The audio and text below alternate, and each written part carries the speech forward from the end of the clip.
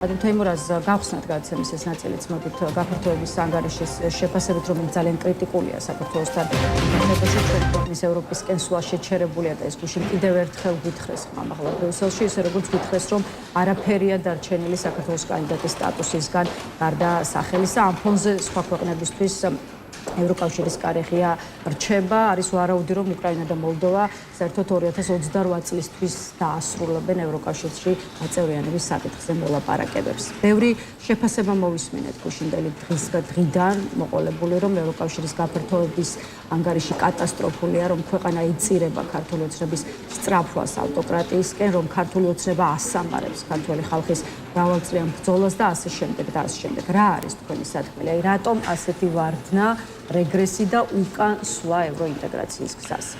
ხო, ჩვენ ფაქტობრივად კანდიდატის სტატუსის გარკვეულწილად ავანსად მივიღეთ, გვახსოვს მაშინ, როდესაც პირველი რუსული კანონი შემოვიდა და შესაბამისად აქედან გამომდინარე პრობლემები იყო და რომ წაიღო ხელისუფლებამ, შემდეგ ეს იყო გარკვეულწილად ავანსი.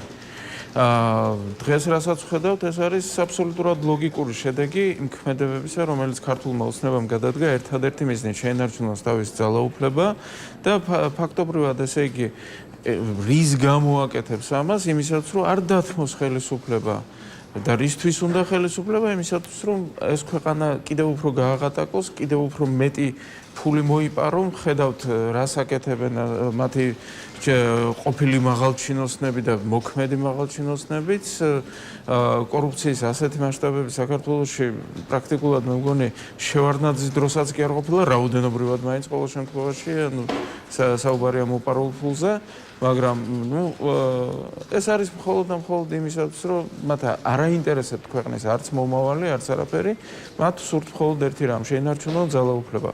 ყველა მათი ქმედება დაწყებული შარშანდელი გაზაფხულიდან კი არა, უფრო ადრე პრინციპში შეგვიძლია ვთქვათ, რომ ათვლის წერტილი არის რუსეთის შეჭრა უკრაინაში და რუსეთ-უკრაინის ომის დასაწყისი. აქედან მოყოლებული მათი ქმედებები ევროპასთან მიმართებაში იყო ჩვეულებრივ დაშორებისკენ გამიზნული და ეს არის სავსებით ლოგიკური შედეგი, ანუ სარკე დაგვანახეს ამ შემთხვევაში, რომ აი ეს გააკეთა თქვენმა ხელისუფლებამ და ეს არის თქვენი ხელისუფლების ბრალი. ჩვენი ბრალიც ნამდვილად არ არის ახლა ხალხის, იმიტომ რომ ჩვენი გასაკეთებელი გავაკეთეთ შარშან არჩევნებზე, ხალხმა რეალურად ოპოზიციას მისცა ხმა, რეალურად ჩვენ გავიმარჯვეთ, მაგრამ ქართულმა ოცნებამ ისე გაყალბა მოუწოდებს კონკრეტული ნაბიჯების გადადგმისკენ ევროკომისია ამ შემთხვევაში და ზოგადად ევროკავშირის გაფართოების ანგარიში მართლაც კრიტიკული შეფასებების გარდა საუბარია იმ ნაბიჯებზეც, რომლის გადადგმასაც პარტნიორები მოითხოვენ. და რომელსაც ქართული ოცნება არ გადადგმავს. მათ შორის არის მოთხოვნა, რომ საქართველოს გააუქმოს რეპრესიული კანონმდებლობა, უსამართლოდ დაკავებული ადამიანები გაათავისუფლოს, ადამიანის უფლებების სავარაუდო დარღვევის ყველა შემთხვევა ეფექტურად იყოს გამოძებული. ასევე საქართველოს უნდა გააუქმოს საერთო სასამართლოების შესახებ კანონში ცვლილებები და მიიღოს კანონმდებლობა, რათა ის სრულად შეესაბამებოდეს ვენეციის კომისიის რეკომენდაციებს და კიდევ უფრო მეტი ევროკომისიამ მოითხოვს საქართველოს სასწრაფოდ შეაბრუნოს დემოკრატიის მხრივ უკუსვლა, ყოვლის მომცველი და ხელშესახები ძალისხმევა გაიღოს, რათა მუშაობა დაიწყოს გამორჩეულ წუხილებსა და რეფორმებზე. აი თქვენ თქვით, რომ ქართული ოცნება ამას არ გააკეთებს. მაშინ მე ასე გკითხავთ, აი რამ შეიძლება ოცნება აიძულოს, რომ ეს მოთხოვნები შეასრულოს? აი რა არის გასაკეთებელი იმისთვის, რომ აი ეს არსებული მძიმე სურათი რაღაცა პოზიტიური ტრაექტორიით შემოწია? ხო, ამისთვის აუცილებელია რომ ქართული ოცნება შეიცვალოს ხელისუფლებიდან და შესაბამისად პროტესტის გარდა არ არსებობს ახლა ხედავთ იძულების მექანიზმი. რასაკვირველია, ერთადერთი მექანიზმი ეს არის ახლა ამ შემთხვევაში პროტესტი, საყოველთაო პროტესტი, ქუჩის პროტესტი. ჩვენ ხედავთ, რომ სერბეთში პრეზიდენტმა ვუჩიჩმა ერთწლიანი პროტესტის თავზე გამოაცხადა, რომ ის მზად არის დანიშნოს ვადამდელი არჩევნები. ჩვენთანაც იგივე სიტუაციაა და შესაბამისად ერთადერთი ვარიანტი არის, რომ ეს ქუჩის პროტესტი გაგრძელდეს, კიდევ უფრო გაფართოვდეს, დაიბრუნოს ის მასშტაბი, რომელიც მას ჰქონდა, არსად არ წასულა ის ხალხი, რომელიც პროტესტში მონაწილეობდა, ის ხალხი დღესაც მთავრობის მოწინააღმდეგეა, მხოლოდ და მხოლოდ უბრალოდ ყოველდღიურ რეჟიმში რასაკვირველია გამოსვლა ძალიან რთულია დიდი რაოდენობით. შესაბამისად ეს აწუხებს ზუსტად ქართულ ოცნებას, რომ პროტესტი ვერაფრით ვერ ჩაკლა, რამდენიც არ სცადა, მაინც ვერ ჩაკლა ეს პროტესტი და ეს პროტესტი განაპირობებს იმას, რომ მის მიმართ შესაბამისად საგარეო დამოკიდებულება არის ძალზედ უარყოფითი. ახლა აქ მარტო ევროკავშირზე არ არის საუბარი. ევროკავშირის დამოკიდებულება გასაგებია, რომ როდესაც კანდიდატი ქვეყანა უნდა შეაფასოს ობიექტურად, აბსოლუტურად რა ნაბიჯებიც არის გადადგმული და სავსებით ობიექტური დასკვნა უნდა ვთქვათ პირდაპირ, რადგანაც ყველაფერი, რასაც აკეთებს ქართული ოცნება, ეს არის მიმართული მხოლოდ და მხოლოდ ერთი მიზნისკენ, თავისი ძალაუფლების შენარჩუნებისკენ.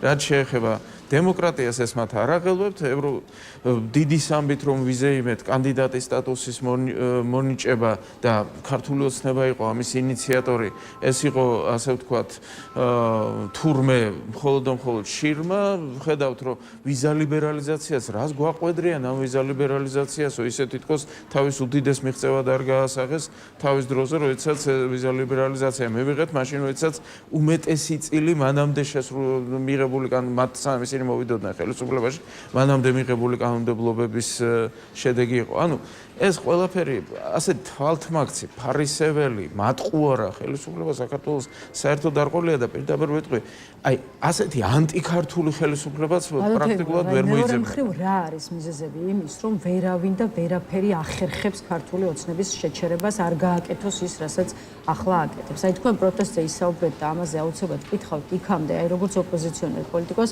მინდა კითხვა დაგისვათ უშუალოდ ოპოზიციური სპექტრის შესახებ. აი თვითონ ოპოზიცია როგორ ფორმაში ხდება ისეთ გამოწვევებს, რომლის წინაშეც დღეს დგას ქვეყანა. ის რომ ქართული ოცნების იძულებას არ გადადგათ თქვათ ის ნაბიჯები, რაც სახეზე გვაქვს, ხო? განსაკუთრებით ბოლო 1 წლის განმავლობაში. ხომ არ არის ამის მიზეზი ისიც, რომ არ ყავს დღეს ქართულ ოცნებას ძლიერი ოპოზიციური სპექტრი და ძლიერი ოპონენტები. ხო, ეს ძალიან ფარდობითია, მოდი ასე ვთქვათ, ძლიერი ოპოზიცია თუ არ ყავს, ოპოზიციის აკრძალვას არ ახდენენ ამ შემთხვევაში და ის, რასაც ქართული ოცნება ახლა აპირებს, ის პირდაპირ ამბობს, რომ მე ვგრძალავ იმ პარტიებს, რომლებსაც შეუძლიათ ჩემი დამარცხება. ანუ ვისაც ყავს ელექტორატი და ვისაც გააჩნია ამომრჩეველი. სხვა საქმეა, რომ ის რაც ვერ მოახერხა ოპოზიციამ და ჩვენ ნახეთ, რატომაც ვერ მოხერხდა, საუბარია ამ შემთხვევაში სრულ გაერთიანებაზე, არჩევნების შემდგომ ჩვენ ნახეთ, რომ ჩვენ გვყავდა ძალა, რომელსაც არ აინტერესებდა, ანუ ოპოზიციაში იყო ძალა, რომელსაც არ აინტერესებდა სიამოვნებაში ერთიანობა. საუბარია გახარიას პარტიაზე, უпростоრად არ ვიტყოდი რომ გახარიას პარტიაზე, იმიტომ რომ ამომრჩეველი ცალსახად ოპოზიციური ყოფილა გახარიას პარტიის ამომრჩეველი, რაც აჩვენა ეგრეთ წოდებულმა ადგილობრივმა არჩევნებმა, სადაც ისინი უბრალოდ განადგურდნენ. საუბარია თვითონ პარტიის ხელმძღვანელ პირზე ამ შემთხვევაში, რომელიც თლიანად ფაქტობრივად, ესე იგი, ახდენდა ტორპედირებას ნებისმიერი ერთობის იმ მომენტში, როდესაც ეს შესაძლებელი იყო. შემდეგ ნახეთ, რომ მას მხარეაობა ლელომაც. ანუ ერთიანობა ამ შემთხვევაში ის რაც ამომრჩევლის ერთიანობა ჩვენ ნახეთ ახლა. ამომრჩეველი ნამდვილად ქართული ოცნების წინააღმდეგი იყო, არც მიიღო მონაწილეობა ეგრეთ წოდებულ ადგილობრივ არჩევნებში, მაგრამ იმ მომენტში 1 წლის წინ ეს ასე არ იყო მკვეთრად გამოხატული, რომ ეს პარტიები აი ამ ერთიანობაში როგორ მოიქცეოდნენ. და შესაბამისად ამომრჩევლის ხმები გაიყო. რომ ყოფილიყო, იმიტომაც იყო, რომ ამომრჩეველი უფრო ევროპის კენმიმავალი გზის გადაკეტვამ გამოიყვანა ქუჩაში, ვიდრე არჩევნების გაყალბებამ, რადგანაც იმდენად დაფანტული იყო მათი ხმები ამ შემთხვევაში, რომ გარკვეულწილად ერთიანი ფრონტის როდესაც ვერ ნახეს პარტიების მხრიდან, ამომრჩეველიც შედარებით პასიური იყო, მაგრამ როდესაც გაირკვა, რომ თურმე ევროპისკენ გზას გვიკეთავს ქართული ოცნება, მაშინ ყველა ერთად გამოვიდა. აი მაშინ იქნა გაშვებული ეს მომენტი და პირდაპირ ვიტყვი, რომ ის პროცესები იქნება ოდესმე ნათქვამი რაც მოხდა და როგორ მოხდა, ვინ ვერ გაბედა და რა ვერ გაბედა, რისი თქმა ვერ გაბედა. ახლა რატომ ვერ ამბობთ ამ? არა, იმიტომ რომ ჯერ პროცესი მიმდინარეობს და შეიძლება დაზიანდეს კიდევ. ახლა ამ შემთხვევაში შესაძლებელი იყო სავსებით, რომ ქართული ოცნება დეკემბერში ჩამოშლილიყო სრულად.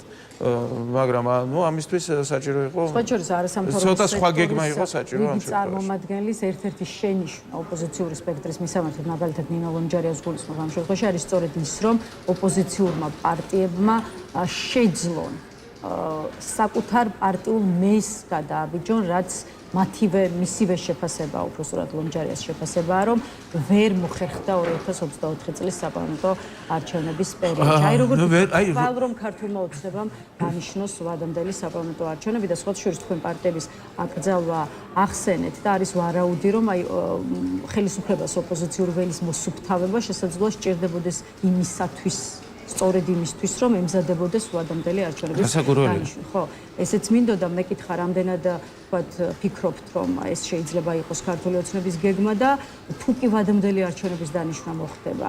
აი, რამდენად არის თქვენი აზრით ოპოზიციური სპექტრი მზად იმისთვის, რომ აი ამ რაღაც საკუთარ პარტიულ მეზს ახლა მაინც გადააბიჯოს. ხო, პირველ რიგში უნდა აღინიშნოს, რომ იქ უკვე პარტიულ მეზს გადაბიჯებაზე არ იქნება, იმიტომ რომ პარტიები, ძირითადად პარტიები აკრძალული იქნება და ვის დაუშვებენ და ვის არ დაუშვებენ, ისიც საკითხავია, იმიტომ რომ ქართული ოცნების მიზანი არის საკონსტიტუციო უმრავლესობის მოპოვება. მას მარტო იმისთვის არ სჭირდება ეს, რომ 78 მუხლი ამოიღოს.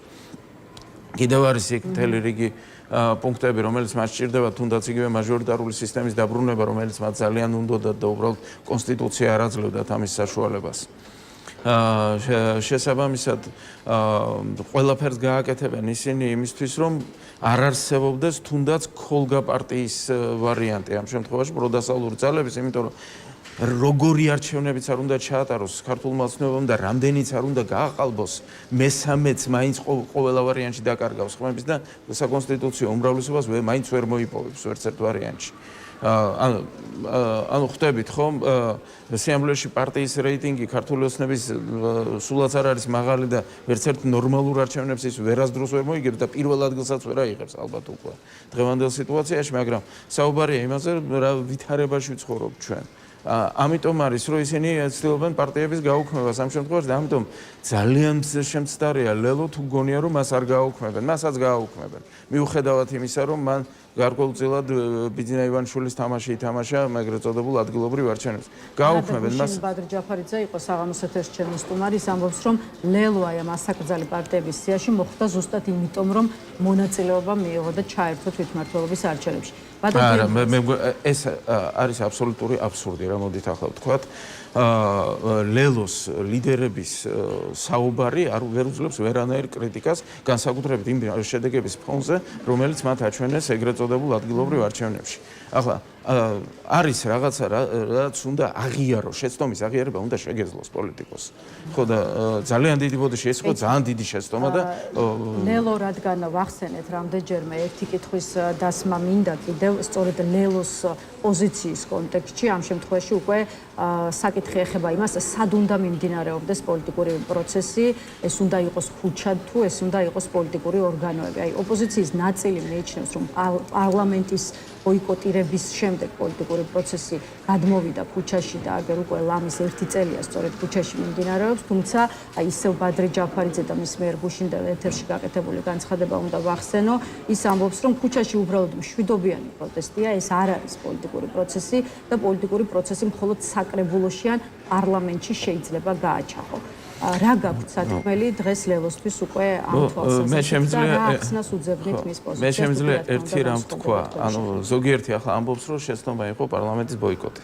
ძალიან დიდი ბოდიში ბატონებო, 2021 წელს 60 დეპუტატი ყავდა ოპოზიციას, როდესაც შევიდა პარლამენტში. რამე გავლენა იქონია იმ პარლამენტზე ამ 60 დეპუტატის ყოფნამ? ანუ არ მიიღეს ის, რაც მათ უნდოდათ? არ დანიშნეს CSKO-ს თავმჯდომარე, ვინც უნდოდათ ქართულმა ოცნებამ, არ ჩაატარეს ის არჩევნები ისე, როგორც უნდოდათ, არ მიიღეს რუსული კანონი და ყველაფერი ეს რომელ ერთ შემთხვევაში შეძლო ოპოზიციამ გაჩერება ქართული ოცნების. ვერ გააჩერა ვერც ერთ შემთხვევაში. არ არსებობს პოლიტიკური პროცესი, როდესაც მეორე მხრიდან არ არსებობს პოლიტიკურ პროცესში მონაწილეობა. როდესაც მეორე მხარეს დიქტატურის დამყარება უნდა, შენ პარლამენტში მხოლოდ და მხოლოდ ლეღვის ფოთლის ფუნქციას ასრულებ ამ შემთხვევაში. პოლიტიკური პროცესი თუ პოლიტიკური პროცესი საერთოდ მკვდარია. პოლიტიკური პროცესი არის ქუჩაში და რეალურად ეს ქუჩის პროცესი აჩერებს დღეს იმას. მე არ ვამბობ იმას, რომ არ უნდა იყოს პოლიტიკური პროცესი, სხვაგან უბრალოდ ორგანო არ არის დარჩენილი ამ ქვეყანაში, სადაც შეიძლება პოლიტიკური პროცესი წარმართვა. ახლა სრული სისულელეა ლაპარაკი, რომ 57 ოლქში ყავს წარმომადგენელი ჩვენი. რამდენ ოლქში იყო წარმომადგენელი ოპოზიციის მანამდე საკრებულოებში, როდის რა გამო გააკეთეს, იმიტომ რომ ეგრევე უცვლიდნენ კანონმდებლობას. ოპოზიციური საკრებულო ვერაფერს ვერ აკეთებდა აბსოლუტურად, რადგანაც ეგრევე ქართულმა ოცნებამ შეცვალა კანონმდებლობა და ჩვენ ხედავთ ამას. ჩვენთან თვითმმართველობა რეალურად არ არსებობს როგორც ასეთი. ანუ ცენტრალიზებულია ყველაფერი. თვითმმართველობას აქვს შირმის ფუნქცია ამ შემთხვევაში და ეს პოლიტიკური პროცესი ამ შემთხვევაში იქ ვერაფრით ვერ იწარმოებს და მით უმეტეს ამ პარლამენტში რა პოლიტიკური პროცესი უნდა აწარმოო, რასაც უნდა იმას აკეთებს მორჩილი უმრავლესობა. მადლობა ბატონ თეიმურაზ იმისთვის რომ იყავით ჩვენი სტუმარი.